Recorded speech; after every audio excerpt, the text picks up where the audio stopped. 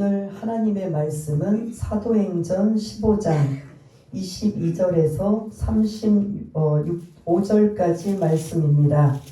제 성경으로는 신약성경 214쪽에 있는 사도행전 15장 22절에서 35절까지 말씀을 우리 다 찾으신 줄 알고 함께 22절부터 읽겠습니다. 시작. 이에 사도와 장로와 온 교회가 그 중에서 사람들을 택하여 바울과 바나바와 함께 안디옥으로 보내기를 결정하니 곧 형제 중에 인도자인 바사바라 하는 유다와 실라더라. 그 편에 편지를 붙여 이르되 사도와 장로된 형제들은 안디옥과 수리기아와 길리기아에 있는 이방인 형제들에게 문안하노라. 들은즉 우리 가운데서 어떤 사람들이 우리의 지시도 없이 나가서 말로 너희를 괴롭게 하고 마음을 혼란하게 한다 하기로 사람을 택하여 우리 주 예수 그리스도의 이름을 위하여 생명을 아끼지 아니하는 자인 우리가 사랑하는 바나바와 바울과 함께 너희에게 보내기를 만장일치로 결정하였노라. 그리하여 유다와 실라를 보내니 그들도 이 일을 말로 전하리라. 성령과 우리는 이 요긴한 것들 외에는 아무 짐도 너희에게 지우지 아니하는 것이 옳은 줄 알았노니 우상의 제물과 피와 목매어 죽인 것과 음행을 멀리할지니라. 이에 스스로 삼가면 잘되리라. 평안함을 원하노라 하였더라. 그들이 작별하고 안디옥에 내려가 무리를 모은 후에 편지를 전하니 읽고 그 위로한 말을 기뻐하더라. 유다와 실라도 선지자라. 여러 말로 형제를 권면하여 굳게 하고 얼마 있다가 평안히 가라는 전송을 형제들에게 받고 자기를 보내던 사람들에게로 돌아가되 바울과 바나바는 안디옥에서 유하며 수다한 다른 사람들과 함께 주의 말씀을 가르치며 전파하니라. 아멘. 예, 오늘 22절에서 35절까지 말씀은 지난주에 이어서 연결되는 부분입니다. 그래서 1절부터 35절까지 말씀이 너무 길다 보니까 그 짧은 시간에 나눌 수가 없어서 이제 두 주에 걸쳐서 나누게 되는데요. 우리 탕자의 비유 다 아시죠? 누가복음 15장에 나오는 탕자의 비유. 누가 탕자인가? 작은 아들이 어느 날 아버지에게 자기가 받을 유산을 상속해달라고 합니다. 유산은 언제 주는 거죠? 아버지가 돌아가셨을 때 받는 그 유산을 미리 달라고. 그래서 그 당시에는 아버지가 살아계신데 유산을 달라고 하면 이거는 폐륜화와 마찬가지로 여겨집니다. 그럼에도 불구하고 아버지는 그 유산을 작은 아들의 몫을 떼줍니다. 그 아들이 그 돈을 가지고 성공하기를 바라고 세상에 나갔지만 어떻게 했지요? 허랑방탕하여 다 탕진하고 무슨 꼴이 됐어요? 거지꼴이 되었습니다. 거지꼴로 이제 희망도 소망도 없다 보니까 어디가 생각이 나겠어요? 집이 생각이 나는 거죠. 그래서 내가 집에 들어갈, 그래도 최소한 양심은 있다 보니까 집에 들어갈 아들로서는 내가 바라지도 않고 내가 내 아버지 집에 종이라도 삼아주시면 다행이다 생각하고 무거운 발걸음으로 아버지 집으로 갑니다. 근데 이게 웬일? 아버지가 동네 어귀에 나와서 그 아들이 언제 올까 기다리며 보니까 자기 아들이 지금 오고 있는 거예요. 거짓골의 행세지만 그런 거 따지지 않고 그 아들을 끌어안고 어떻게 해요? 입을 맞추고 옷을 갈아입히고 그리고 잔치를 엽니다. 아버지는 어떻게 했어요? 물어보지 않았어요. 왜 그렇게 됐느냐? 따지지도 않고 그냥 돌아온 것만 어떻게 했어요? 기뻐한 것 뿐이에요. 그런데 문제는 큰아들이 이제 일하고 돌아오는데 자기 집에서 막 그냥 맛있는 음식 냄새 그리고 잔치 막 풍악을 울리는 이러한 소리가 들리는 거예요. 아들이 주변에 있는 사람들이 말하기를 당신의 동생이 돌아왔습니다. 그럼 이 큰아들은 어떻게 해야 될까요? 네? 아버지와 같이 아버지의 마음이라면 아버지와 같이 달려가서 동생을 어떻게 할 것 같아요? 반겨줘야 되는데 성경에는 아닙니다. 아버지에게 들어가지도 않고 밖에 있습니다. 아버지가 나오십니다. 나와서 큰아들을 좀 이렇게 달랩니다. 큰아들은 분노와 혈기로 역정을 내며 오히려 아버지를 야단칩니다. 어떻게 저런 아들을 반겨 맞이할 수 있느냐라고 대놓고 막 아버지한테 오히려 그 학풀이를 아버지한테 합니다. 그래서 이 탕자의 비유는 누가 탕자일까요? 작은 아들이 허랑방탕하고 나갔다 돌아온 아들이 탕자일까요? 아니면 그 동생을 이해하지 못하고 용서하지 못하고 반기지 못하는 큰아들일까요? 여러분 누굴 것 같아요? 둘 다. 제가 어리석은 질문을 던졌습니다. 우문현답해가지고 여러분들이 지혜롭게 대답을 하셨는데 어떻게 보면 오늘 본문은 이 지금 작은 아들과 큰 아들과 같은 그 내용이에요. 지금 이방인들이 죽게 돌아오면 누가 가장 기뻐하실 것 같아요? 예? 이방인들이요. 하나님 유대인들은 하나님의 백성들이에요. 아예 택한 백성들이에요. 그리고 그 외에는 우리들 그 외에 이스라엘 외에는 다 이방인들이에요. 근데 그 이방인들이 예수를 믿고 복음을 받아들여서 하나님께로 돌아오면 누가 가장 기뻐할까요? 이스라엘 사람들? 유대인들? 하나님인 거죠. 마치 그 탕자의 작은 아들이 허랑방탕하다가 아버지 집으로 돌아올 때 아버지가 그냥 묻지도 따지지도 않고 끌어안고 오히려 그 아들을 그런 원래의 아들로 신분 상승을 회복을 시켜주는 이러한 것을 볼 수가 있는데 이렇게 이방인들이 죽게 돌아와 하나님 앞에 예배드리며 교회가 세워지며 선교하며 영혼을 구원하는 아주 이렇게 재밌게 신앙생활하고 있는데 어느 날 이 큰아들과 같은 유대인이 이 이방인 교회에 와서 그들이 왜 이렇게 부흥하고 성장하고 비결이 무엇인가 사실은 궁금해서 와 보았더니 그 율법의 그 정체성을 가진 이 유대인 그리스도인이 이방인 교회에 와 보니 너무 엉망진창인 거예요.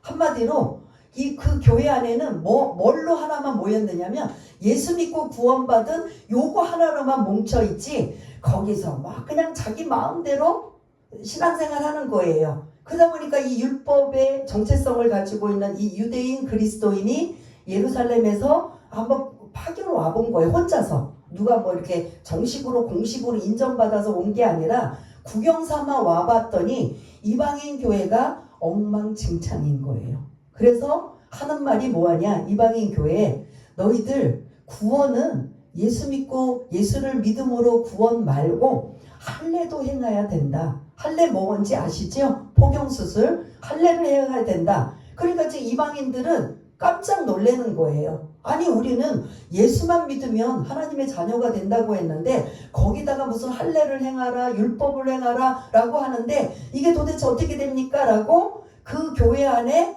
말씀을 가리키고 양육하는 누구를 향해서 질문을 던질까요? 이 문제에 대해서 바울과 바나바에게 질문을 던지는 거죠. 왜냐하면 이 교회 안디옥 교회는 바나바가 담임으로 있었고 그 다음에 동역자로 바울이 있다가 1차 선교를 갔다 와서 다시 이 교회에 지금 함께 동역하고 있는 이 상황에 이 문제가 터진 거예요.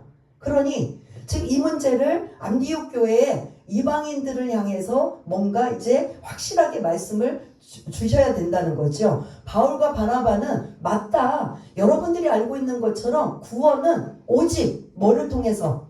예수를 믿는 믿음을 통해서 구원받는 거지 그 외 다른 것은 있다 없다? 없다. 근데 왜 그렇게 이제 성도들한테 알려주니 성도들은 뭐라고 하느냐면, 그런데 왜 이 사람, 이 지금 예루살렘 본부에서 온 이 사람은 왜 자꾸 우리에게 할례를 받아야 된다고, 그래야 진짜 구원, 제대로 구원. 예수만 믿는 건 반쪽짜리고 50%밖에 안 되고 100%는 할례까지 행해야 된다고 자꾸 이 사람들이 말하고 있는데, 그럼 이건 뭐냐?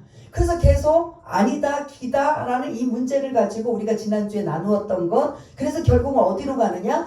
예루살렘 본부 교회로 가는 거죠. 그곳에는 누가 있어요? 12명의 사도들이 있고, 거기서 이제 그런 모든 중요한 결정사항을 이 예루살렘 교회에서 하기 때문에 바울과 바나바가 이 문제를 아예 또 이런 문제가 생기지 아니하도록 확고하게 하기 위해서 예루살렘이라는 그 먼 곳, 그 수리와 안디옥에서 예루살렘까지는 굉장히 먼 거리예요. 지금처럼 뭐 교통이 발달된 것도 아니고 걸어서 갈 정도면 이게 엄청난, 거의 뭐 한 달, 뭐 보름 이상, 보름 정도 이상이 되는 이러한 먼 거리를 이들이 지금 바울과 바나바가 예루살렘에 가서 이 문제를 이제 계속 교회가 세워지면, 유대인들이 들어가기만 하면 이 문제를 계속 분란을 일으키고 문제를 삼을 것이니 이제 이 문제는 확실하게 해두자. 그래서 바울과 바나바가 예루살렘에 가서 이 문제를 의논하는데, 그 의논하는 중에서도 율법의 정체성을 가진 이 그런 유대인들은 거기서도 또 마찬가지예요. 할례 한술 더 떠요. 율법도 지켜야 된다. 율법 613가지의 율법도 지켜야 된다. 예수 믿는 믿음만 갖고는 안 된다. 이렇게 지금 해보니까 오히려 이제 그 예루살렘 교회에서 이 토론하는 이 상황에, 왜 너희들은 예수만 믿는 그 믿음으로 구원이지 왜 자꾸 너희들도 지키지 못하는 그들에게 멍에를 매려고 하느냐. 하지 말아라. 너희들은 이미, 유대인들은 원래 하나님의 백성이고 아예 태어날 때부터 그러한 문화로 자랐기 때문에 그게 율법과 할례를 지켜야 되지만, 이방인들은 그런 문화권에서 살지 않았기 때문에 그냥 예수 믿는 것만 해도 귀하고 감사한 거예요. 근데 왜 거기다 자꾸 무거운 짐을 지려고 하느냐. 이게 이제 우리가 지난주에 나누었던, 그래서 결론이 뭐냐면, 우리가 처음에 생각했던 구원은 오직 하나, 뭐지요? 예수를 믿는 믿음이다. 그래서 은혜로 얻은 구원이다라는 말씀으로 우리가 나눴던 걸 볼 수가 있는데, 예루살렘 그 공의회예요. 이게 이제 공식적인 회의인데, 예루살렘 공의회에서 구원은 어떻게 해야 되는가 딱 이제 정해놨어요. 그러면 예수를 믿는 믿음으로 구원이지 율법이나 할례는 그거는 상관이 없다라고 지금 하고 있는 이 말씀이에요. 그거를 결정한 게 우리가 지난주 말씀이라면, 결정했으면 어떻게 해야 돼요? 이제 교회들에게 어떻게 해야 돼요? 전달하고 통보하고 알려서, 교회들마다 또다시 이런 문제가 생기면 이렇게 지금 안디옥 교회처럼 문제 삼고 분란을 일으키고, 그래서 막 이제 헷갈리고, 그래서 네가 옳다 내가 옳다 하고 싸우고 분열이 생기는 이 문제를 이제는 종지부를 찍는 이러한 내용이 전달해야 된다라는 거죠. 그래서 오늘 22절부터 35절까지는 예루살렘에서 공식적으로 결정된 사항을 이제 지금 사도들로 중심으로 해서 편지를 씁니다. 지금으로부터 뭐 전화를 하든지 뭐 어떤 다른 매체가 아무것도 없다 보니까 그 당시 2000년 전에는 편지로 전달하는 내용을 볼 수가 있는데, 그 22절에 보니까 그 결정사항의 내용을 편지로 써가지고 누구에게 보내고 있어요? 사실 안디옥 교회에서 누가 내려온 거예요? 올라온 거예요. 예루살렘 교회. 바울과 바나바를 지금 와서 이 문제를 이제 최종 결정이 된 거잖아요. 그러면 이제 그 안디옥 교회로 다시 돌아가려면 누구에게 편지를 보내면 좋을까요? 누가 왔기 때문에. 예? 일반적으로 바울과 바나바가 지금 안디옥 교회에서 이 문제 때문에 예루살렘으로 왔잖아요. 그 예루살렘에서 이제 공식적으로 다 회의를 끝나고 결론이 내서 편지로 이제 각 교회마다 전해지는 이 편지를 누가 가지고 가면 될까요?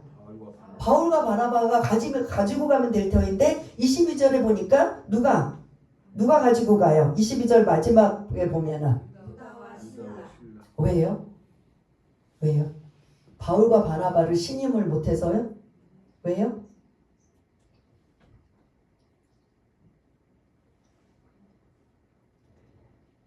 이 중요한 결정사항을 만일 바울과 바나바가 원하는 결정 상황으로 된 거잖아요.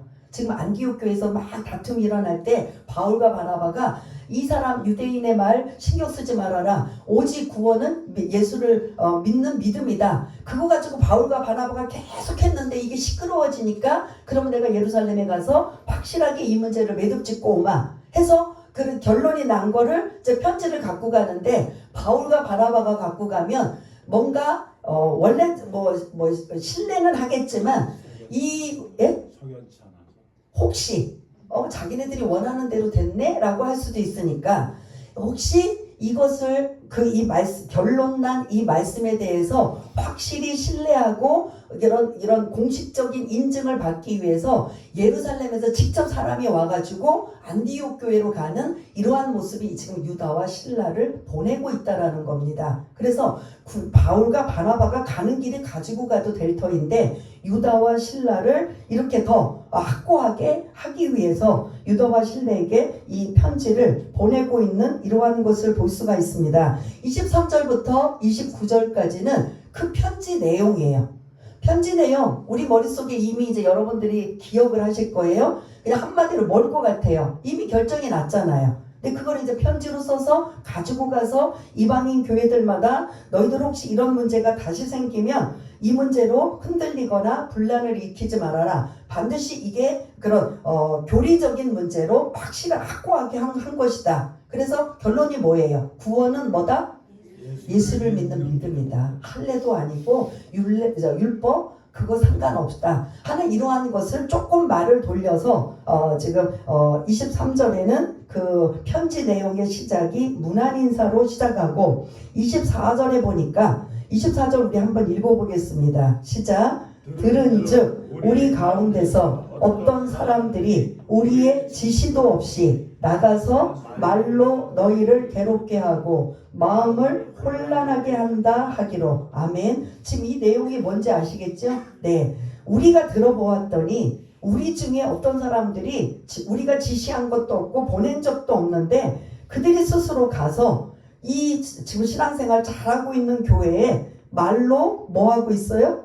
괴롭게 하고 마음을 혼란하게 한다.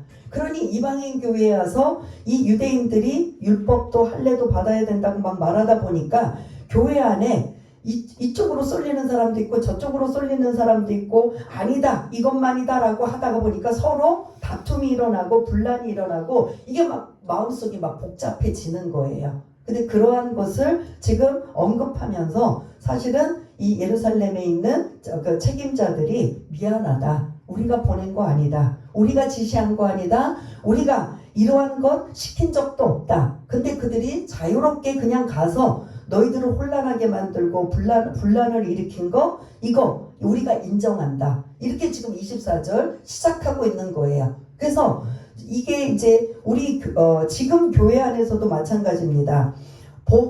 본질과 비본질이 있어요. 본질은 뭐라고 했어요? 오직 복음이에요. 예수를 믿는 그 믿음. 오직 예수, 오직 믿음, 오직 성경, 오직 은혜, 이런 것들이 이제 구원이 이게 본질인데 비본질을 자꾸 갖다가 얹어 놓는 거예요. 그러면 본질이 어떻게 돼요? 이게 자꾸 희석이 돼버리고 흐려지고 태화가 돼버려요. 그러면 본질은 어떻게 해야 된다? 절대 변질되면 안 된다. 그런데 비본질은 이 지금 율법의 정체성을 가진 유대인들이 와서 지금 아무것도 모르는 이방인 교회에 와서 할례를 행해야 된다, 율법을 행해야 된다라고 자꾸 말하는 이것은 비본질이에요. 해도 되고 안 해도 된다. 그러나 이왕이면 하면 은혜스럽다. 이거예요. 그러나 이것을 본질로 여겨서 이렇게 꼭 해야 된다라는 것은 있어요, 없어요? 없는 거예요. 그러니까 지금 문제가 생긴 게 본질과 비본질의 문제를 섞어 놔서 이거 지금 이렇게 본질인 복음을 지금 희석해시키는 이러한 일로 지금 삼은 것을 여기서 지금 24절에 언급하고 있는 거죠. 우리 교회 안에서도 마찬가지입니다. 다른 교회에서도 지금도 마찬가지예요. 이 구원이라는 복음 외에 비본질을 가지고 성도들을 자꾸 흔들어 놓고 문제를 삼으면 이게 별 믿음이 없고 아직 성경을 구체적으로 모르는 사람의 입장에서는 그런 것도 같고 그런 맞는 것도 같고 하면은 자꾸 문제가 생길까요? 안 생길까요? 생길 수밖에 없어요. 교회 안에 사실은 자꾸 싸우고 문제가 생기고 어려움이 생기는 게 뭐냐면 본질 갖고 문제일까요? 비본질의 문제일까요? 그 지난주에도 제가 마지막 끝날 때 뭐에 대한 말씀드렸죠? 교회가 다 그냥 아름답게 건축을 하고 입당 예배를 드리는데 무슨 문제 갖고 싸웠다고 했어요?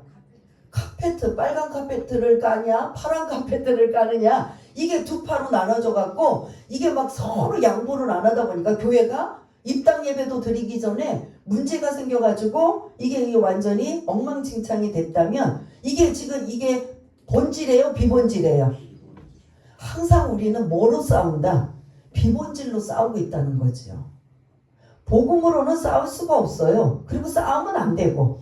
근데 항상 뭐냐면 해도 되고 안 해도 되고, 그리고 바라는 것을 내가 한다고 다른 사람들한테 막 강조를 하고 강력하게 한다면 이게 뭐냐면 사람들을 말로 괴롭히게 하고 마음을 혼란하게 만드는 이러한 일이 이때만 아니라 지금도 교회가 존재하는 한 여러 사람들이 모인 곳이다 보니까 비본질 문제로 왜 너는 이렇게 왜 너는 저렇게 라고 하면서 계속 상대방을 그런 실족하게 만드는 일들이 교회 안에 사실은 많다라는 거죠. 이런 문제는 내가 될 수도 있고 여러분도 될 수 있기 때문에 이런 부분은 조심해야 된다라는 겁니다. 복음은 웬만해서는 이 특별한 이 상황에서는 복음을 가지고 계속 본질을 가지고 문제를 삼지만 지금 교회 안에서는 우리는 다 이방인 출신이다 보니까 그렇게 정통 유대인들이 우리 교회 들어와서 뭐 이러고 저러고 할 사람이 없어요. 그러다 보니까 우리는 뭐만 하냐면 비본질만 가지고 자꾸 싸우게 되는 이러한 모습을 볼 수가 있다라는 겁니다. 그래서 이 비본질 문제로 인해서 우리가 이런 그 교회가 굉장히 불편하고 어려움을 당하는 이러한 모습을 볼 수가 있는데 이 안디옥 교회뿐만 아니라 지금 21세기에 있는 교회들도 이러한 문제들을 잘 우리가 염두에 둬야 된다라는 걸 생각해 봐야 된다는 거죠. 아무튼 이 편지 내용이에요. 오늘 내용은 편지에 우리가 지시한 적도 없고 보낸 적도 없는데 그들이 스스로 가서 너희들을 괴롭게 하고 혼란스럽게 했다면 미안하다라고 지금 이게 사죄를 하고 있는 것을 볼 수가 있습니다. 그러면서 25절 26절에 바울과 바나바가 어떤 사람이었는가, 그거를 지금 이제 그들의 권위를 그런 인정해주고 있는 걸 볼 수가 있습니다. 바울과 바나바는 24절에 일부 유대인들이 말로 교회를 괴롭게 하고 마음을 혼란하게 하여 분열과 다툼을 이루게 하는 이러한 상황이지만 바울과 바나바는 25절 26절에 보니까 어떤 모습으로 살았던 사람이에요? 이 사람들은 생명을 아끼지 않은 자다. 그러니까 그 예로 1차 선교 여행을 예를 들 수가 있는 거죠. 나가서 복음을 전할 때 우리가 잠시 구브로와 그리고 비시디아 안디오, 그 다음 이고니온, 누스드라, 그 다음에 더베, 이 지역만 하더라도 지금 죽을 고비를 넘겼어요? 안 넘겼어요? 그랬었잖아요. 막 어려운 고비들을 넘겼던 생명을 아끼지 않는 이러한 사람이 바로 누구냐? 바울과 바나바다. 그래서 지금 이 모든 예루살렘에서 우리가 회의했던 이 모든 것 만장일치로 결정하였노라. 어떻게 결정했다고 그러죠?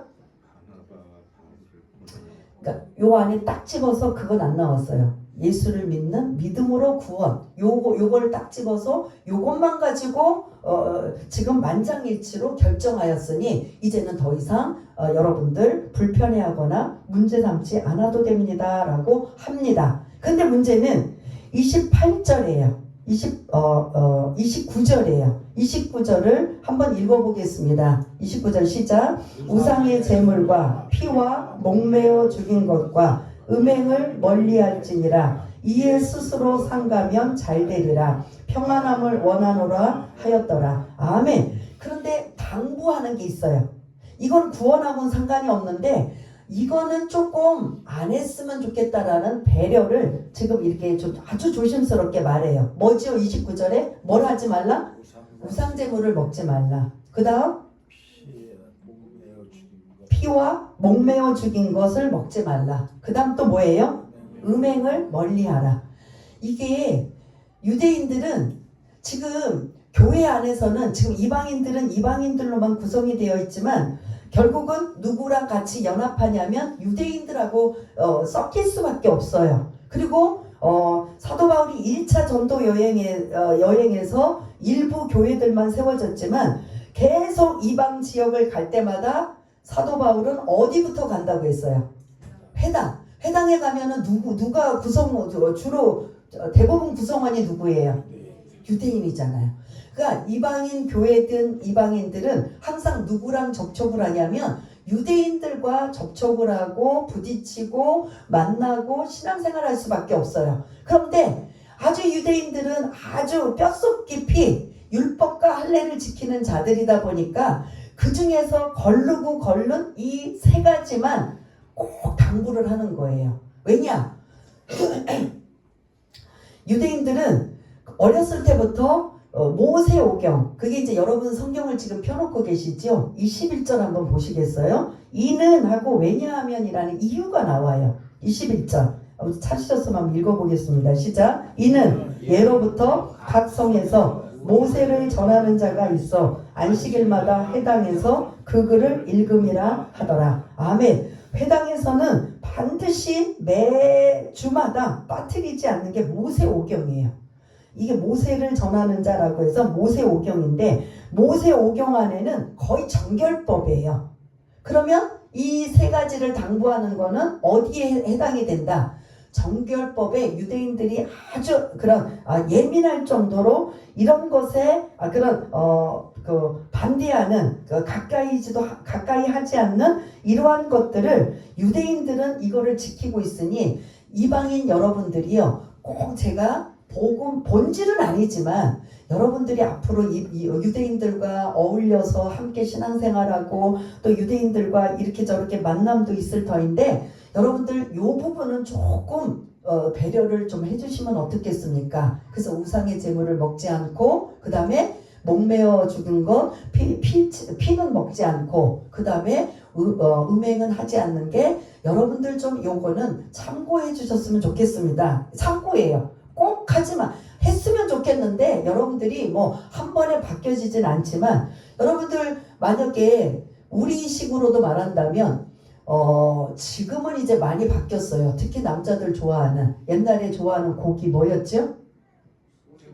개고기. 근데 지금 우리나라에서도 지금 애완견 반려동물 해가지고 이 막 동물들 막 혼자 사는 사람들 아니면 교회 사람들도 막 동물들 엄청 좋아하잖아요. 근데 그런 사람들의 지금 이제 다시 개고기가 나오면 어떻게 할 것 같아요? 그 사람들하고 나는 이렇게 동물을 키우지만 너는 먹어 할까요? 아니면 이제 조금 다른 시선으로 볼까요? 예?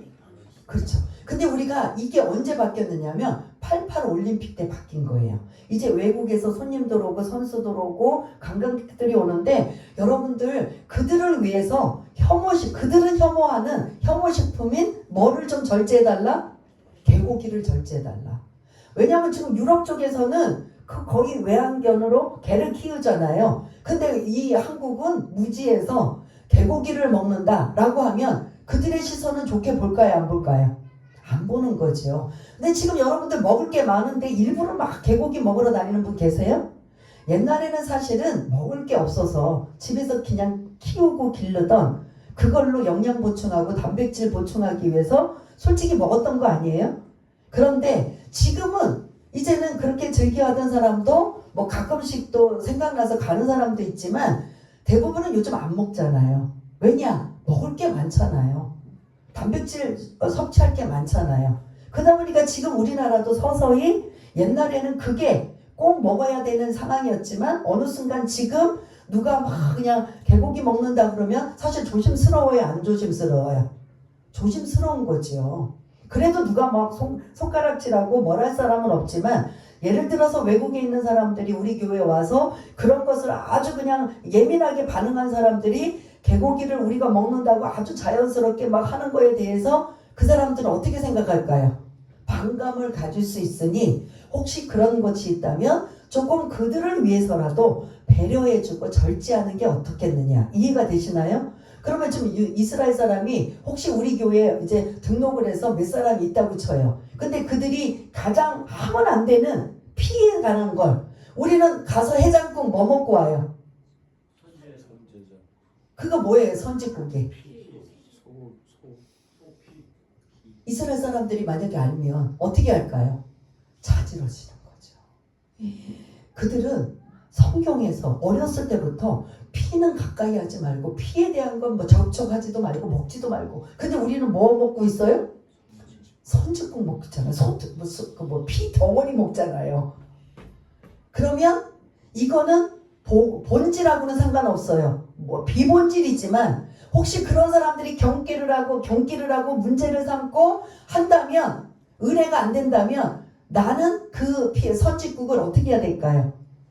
절제를 하고 그 사람이 없는 데서 정말 먹고 싶으면 그 사람이 모르고 없는 데서는 먹을까? 그리고 말하지 않는, 이게 지혜라는 거죠. 이해가 되십니까? 우리나라의 개고기, 선짓국, 뭐 그 외에도 예가 많지만 이런 것들 우리는 자연스럽게 먹었던 걸 뭐 외국 사람이거나 그걸 혐오하는 사람이나 상관없이 우리 문화인데 뭘 뭐 왜 못하느냐라고 한다면 이거는 교회 안에서 지혜롭지 못하다라는 겁니다. 그래서 그것처럼 이방인 교회를 향해 구원은 오직 예수를 믿는 믿음이지만 여러분들 유대인들하고 함께 섞여서 어울리고 신앙생활 하려면 그들이 아직 이해가 안 되고 소화를 못 시키고 막 거부 반응을 일으키는 그들을 위해서 뭐 하지 마십시오?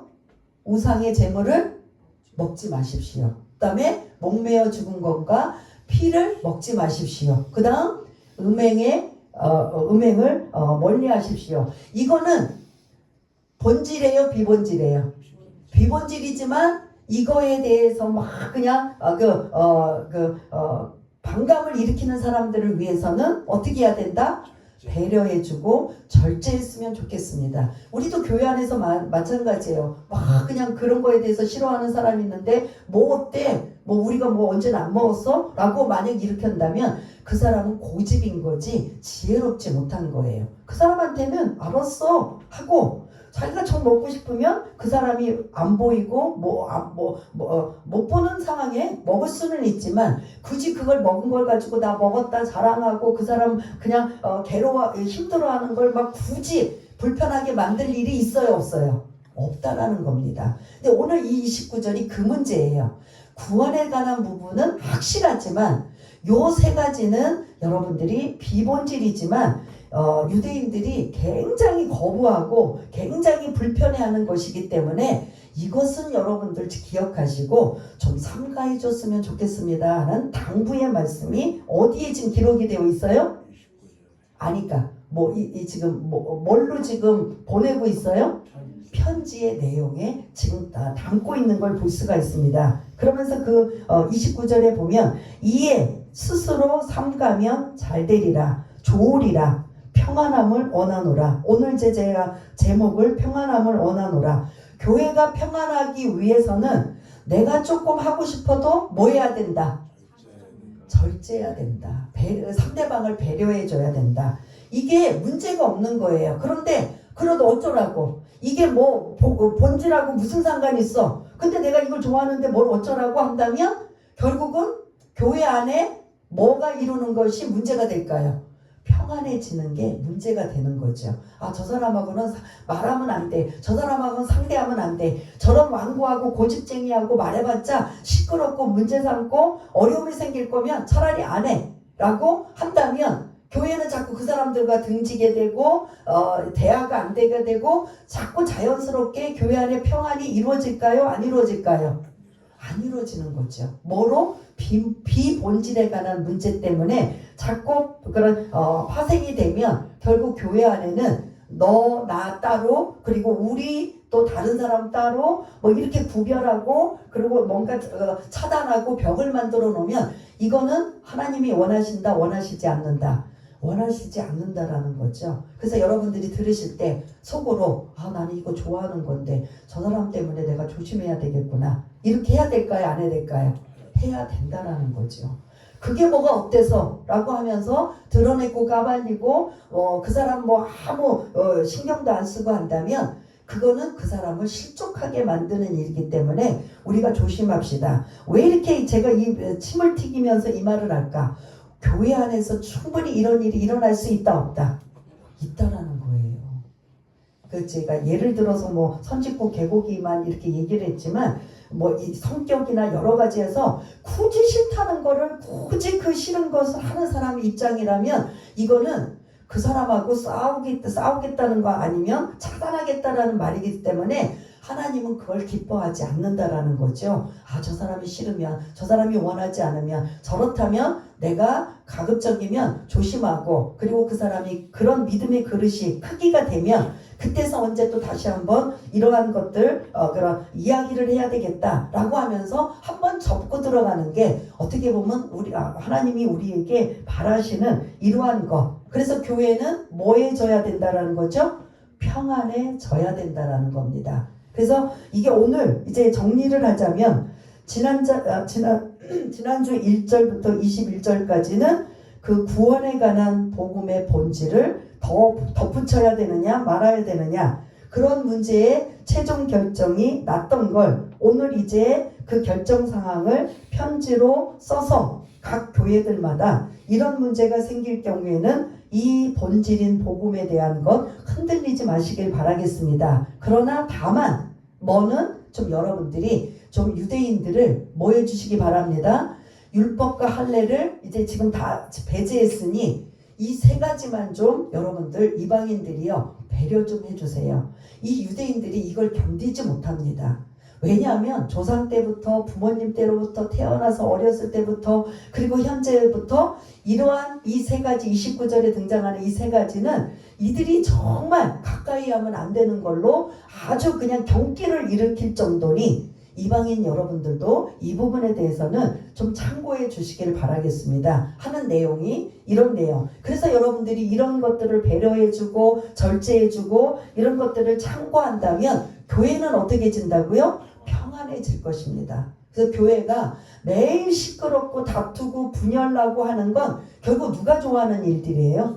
사단 마귀가 좋아하는 일들이에요. 그런데 늘 이해해주고 배려해주고 절제해주고 또 기다려준다면 이거는 하나님이 기뻐하시는 교회 성령의 역사만 임하는 교회라는 거죠. 그래서 나는 내 성격이 외향적이고 나는 다 말해야 직성이고 그래서 여러분들 잘못한 거 내가 막 직선적으로 더 말해야 시원하고 그것도 어떻게 해야 돼요? 절제해 주셔야 된다는 거죠. 정 마음에 안 들면 여러분들이 눈에 거슬리면 사실은 제일 바람직한 게 뭐부터 해야 돼요?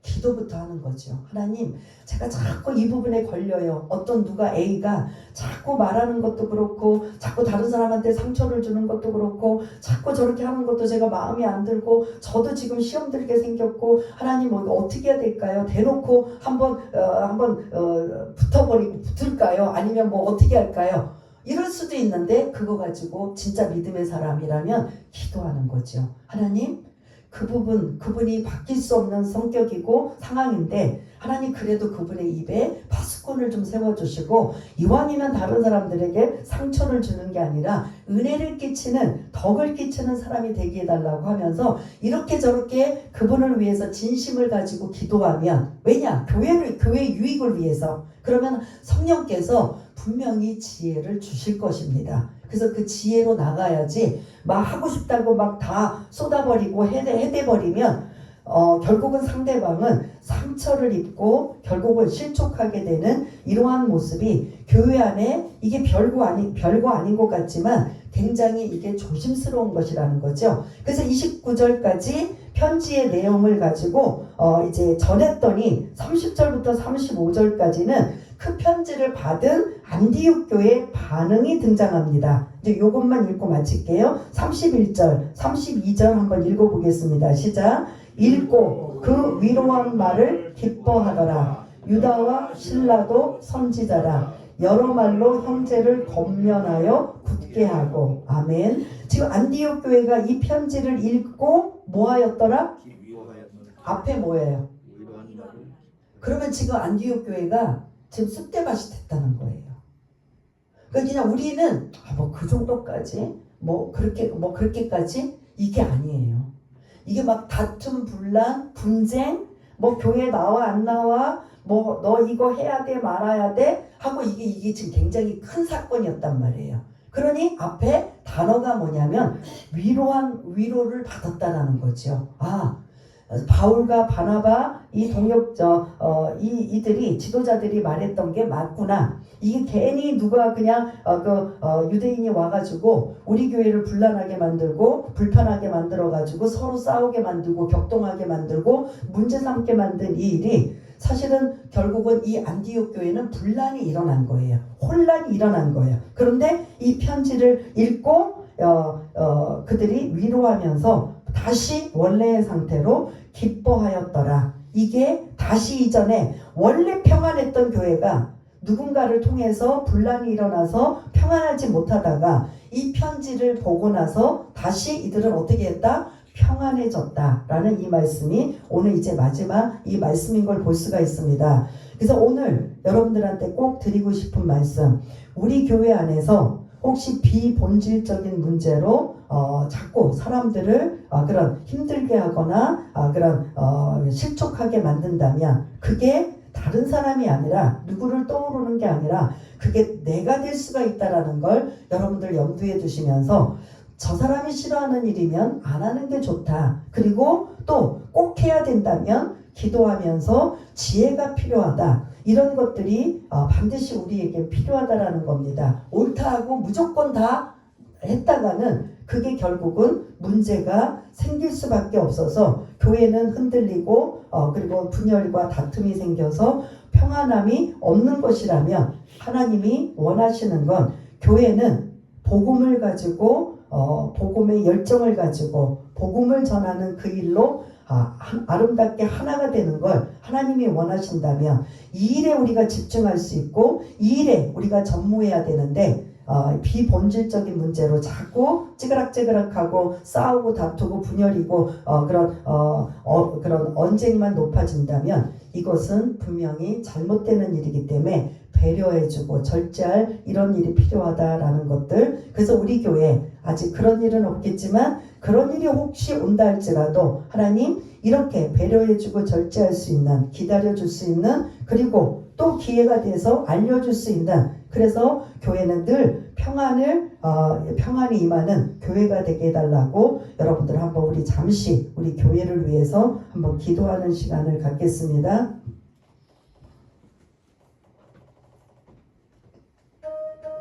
할렐루야. 사랑이 많으신 하나님 아버지, 지난주에 이어 이번 주까지 구원이라는 아버지 하나님 복음의 본질을 여러 사람들이 희석시키고 문제를 삼았던 걸 아버지 하나님 오직 예수를 믿는 믿음을 아버지 하나님 오직 그것이 본질이며 그것이 구원의 조건이라는 것을 우리가 배우고 알았습니다. 아버지 하나님 그거 외에 어떤 것을 자꾸 붙인다면 그건 잘못된 것이라고 볼 수가 있고 혹여 이 지금 예루살렘 교회에서 우상 제물을 먹지 말고 목매어 죽인 것과 빛에 먹지 말며 아버지 하나님 음행을 멀리하라고 했던 이 비본질적인 것들을 당부하고 부탁하는 것, 유대인들과 이제 함께 어울려서 신앙생활하고 부딪히며 만나고 할 터인데 이런 일들을 계속한다면 유대인들은 정말 고통스럽고 감당할 수가 없어서 결국은 문제가 생길 수밖에 없기 때문에 여러분들 유대인들을 배려한다면 이러한 것들은 좀 여러분들이 절제를 해줬으면 좋겠습니다 하고 했던 이 말들을 우리 교회에 대입하여 우리 교회 안에서도 아버지 하나님 우리가 원하지 않는 방향으로 사람들이 한다고 그것 때문에 자꾸 시끄럽고 문제 생기고 분란을 일으킨다면 결국은 그런 틈을 타고 들어와서 사단마귀가 계속 분란을 만들고 넘어뜨리게 하는 게 그들의 목적을 우리가 알고 있다면 스스로 절제하고 배려해서 교회는 항상 평안함을 유지하며 하나님이 지시하신 아버지 하나님 명령하신 아버지 증인되는 사명을 복음의 열정을 그치지 아니하고 계속적으로 달려나갈 수 있는 믿음의 사람들, 그런 사람들이 우리 모두가 되었으면 좋겠습니다. 그런 교회가 우리 교회가 되었으면 좋겠습니다. 어떤 것도 아버지 하나님 절대로 안 돼가 아니라 그것을 배려하고 절제해주고 타협하는 그러한 믿음의 아버지 하나님 너그러운 온유하고 겸손한 화평한 그러한 사람들이 우리 교회 일원들이 모두가 다 되기를 원하며,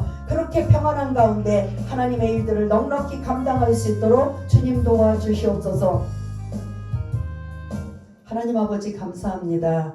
오늘 예루살렘 공유회라는 구원에 관한 교리적인 부분을 확실하게 예수를 믿는 믿음만이 구원의 조건이지 그 외는 아니다 라고 했던 결정상황, 그 다음에 유대인들이 가장 예민하게 싫어하고 그런 반감하는 이 세 가지는 그들을 위해서도 여러분들이 좀 배려해주고 절제했으면 좋겠다라는 당부 세 가지를 기억한다면, 우리가 교회 안에서 내 생각과 다르고 또 내 마음과 다르다고 그렇게 다른 사람들이 싫어하는 걸 함부로 하는 것이 아니라 이렇게 당부하듯이 배려하고 절제하는 아름다운 교회, 평안한 교회, 서로 그런 섬기는 교회, 그런 교회가 우리 교회가 되었으면 좋겠습니다. 성령님 그렇게 될 수 있도록 날마다 역사하여 주시옵소서. 모든 것 감사드리오며 사랑이 많으신 예수님 이름으로 기도드리옵나이다.